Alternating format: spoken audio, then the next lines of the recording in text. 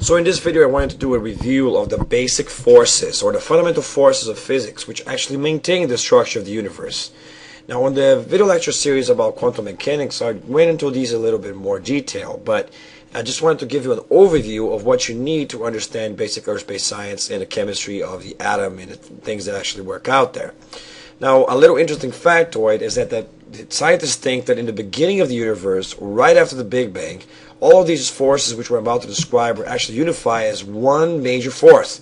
Is that if you actually look at these current forces, they may all still be manifestations of different aspects of this unified force. And this theory of everything is the search for an explanation that unify all the fundamental forces and particles of physics to actually understand how the universe actually works. Now, while we search for that, we have our current understanding of the way the universe works. Now, one of the fundamental forces of physics is going to be gravity. Now, we've learned a lot about gravity this year already, and we talked about how gravity made the stars. We talked about how gravity makes the planets move and the galaxies move in the way they do and form the structures that they do. We also talked about the several roles that gravity have on the Earth system. It powers the water cycle, it powers the plate tectonics as it warms up the core, and there's a lot of other ways in which gravity has been significant throughout the year. Anything you talk about densities or convection cells and all these things have everything to do with differences in gravity. And so when you talk about Earth systems, it's definitely very important. Now, the first scientist to actually stipulate the idea of gravity was Galileo Galilei, when he did those experiments about dropping two objects from different heights and noticing that they all fell at the same rate. And you also noticed that all objects will fall towards the ground, and he studied these principles. But it wasn't until Isaac Newton that gravity was actually quantified. And he was the first one to actually say that gravity depended on two main factors: at the mass of the objects and on the distance between them. And so that the more mass there was between any given two objects, the greater would be the gravitational pull between them. And that the same gravitational pull would decrease as the distance between the objects increases. And basically then there's a direct relationship between gravity and the mass, but an indirect relationship between the gravity and the distance. And by the way, this indirect relationship between gravity and distance is squared. In other words, if you actually get double the distance, you're going to have quadruply less gravity. So you're going to doubling the distance makes gravity 4 times as weak. Tripling the distance makes gravity 9 times as weak. And that's the formula you see there on the corner that they actually use to pretty much quantify the force of gravity.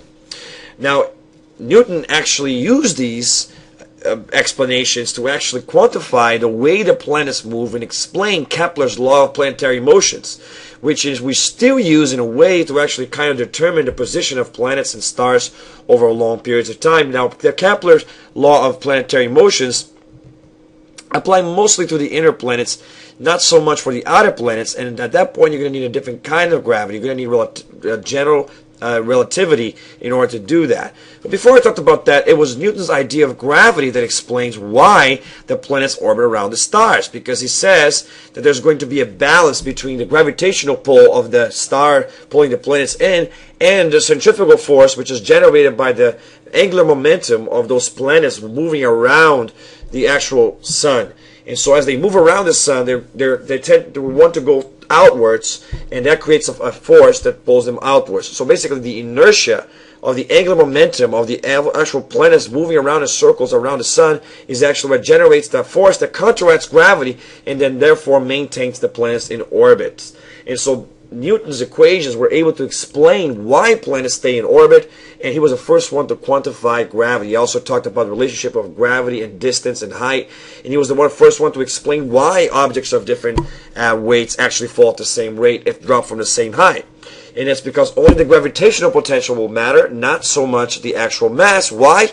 Because even though gravity is larger between an object that's more massive, its inertia is also larger for that object. In other words, there is more force of gravity acting on that massive object, but there's also more inertia, which means it's harder for that object to be moved. More force is necessary to make that object move. Remember, acceleration equals force divided by mass. And so even though the force will be more intense for the object, it will also be the mass would actually decrease the force. Now, I'm not writing much down. I'm just kind of doing a verbal review of these concepts, but I hope that you guys remember this from earlier in the year, because we've already talked about all these concepts, so it's kind of more like a review of things we already talked about.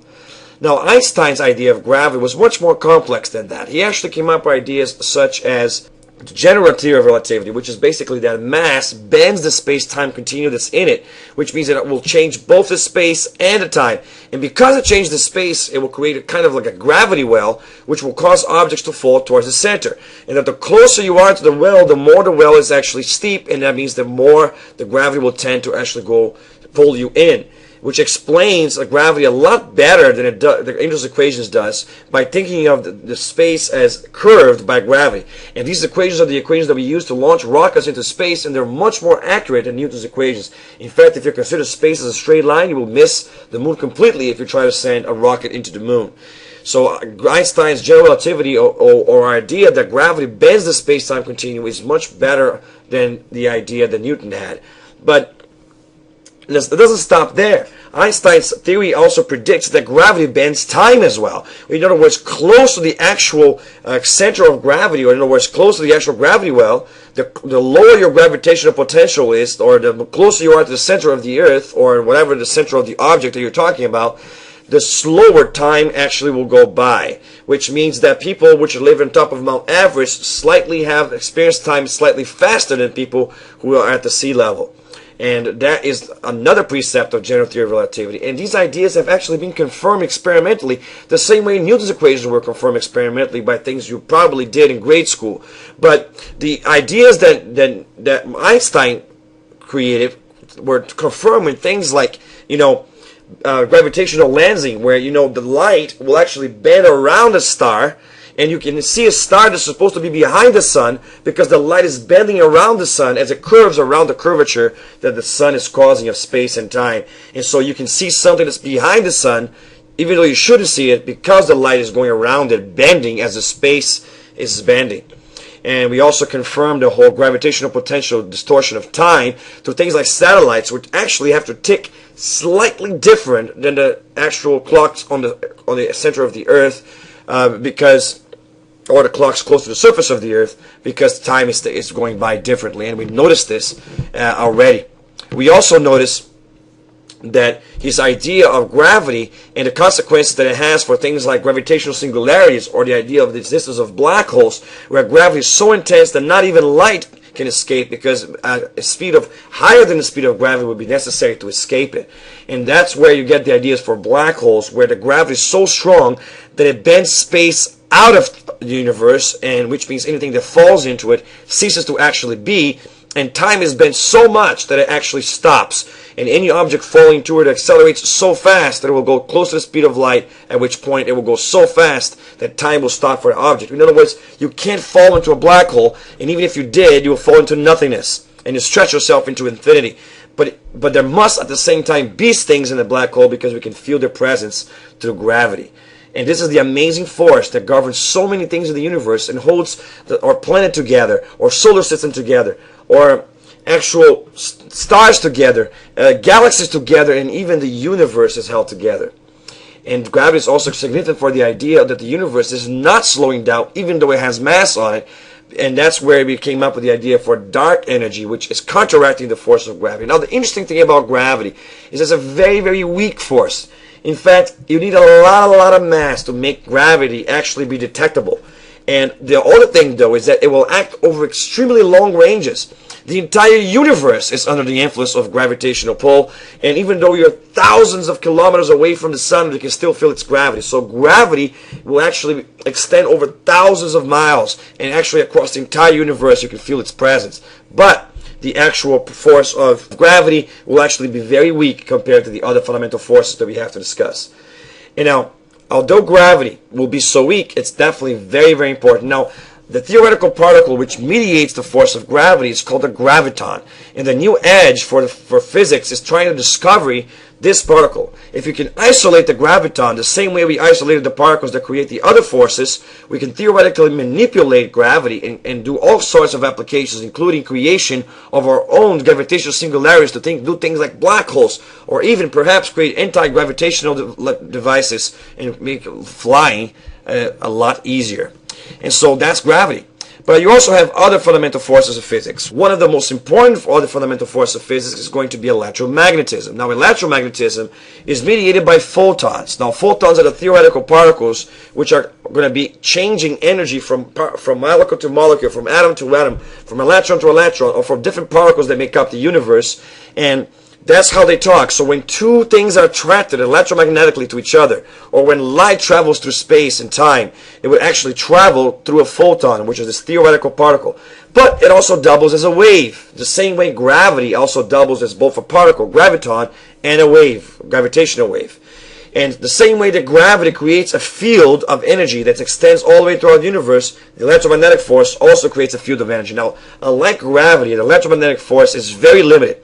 It will actually have a very, very short range, and it will get weaker very, very fast. But at the distance where it does act, it's much stronger than gravity is. And remember that we learned about electromagnetism already, and electromagnetism is basically a force of attraction between different charges.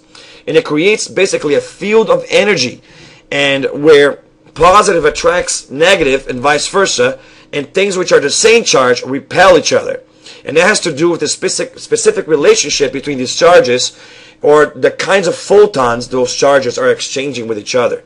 And so that is what creates magnetism. It's also what creates electricity or currents. And there's actually a very close, tight-knit relationship between electromagnetic fields and actual currents. You see, electromagnetic fields can create currents if they're fluctuating, and currents which are fluctuating can also create electromagnetic fields. So cables, wires, will also create magnetic fields. This is why when you put your phone near sound system, sometimes you hear that buzzing sound. And you also have electromagnetic fields creating currents, and that's why you have those things where you put the iPhone and you can do induction charge without even touching or plugging it in. And the best example of how electromagnetic fields exist, or how electricity and magnetism are basically two aspects of the same force, is going to be light itself, which is basically a combination of electro and magnetic waves put together to create an actual force. And light, just like electromagnetism, can be understood as a wave or as a particle, in this case the photon. So remember, it's exchanging photons that you create electromagnetism. Electromagnetism is very important. It's what's going to hold all the atoms together. All the matter you see in front of you is held together by these electromagnetic forces. Connections between molecules, connections within molecules, and even the atom itself is held by electromagnetism, because the protons of the nucleus attract the electrons, which have their opposite charge, through electromagnetic forces. And so the atom is actually held together by electromagnetism. And then just like that as well, interactions between atoms and between molecules are also held together by electromagnetism.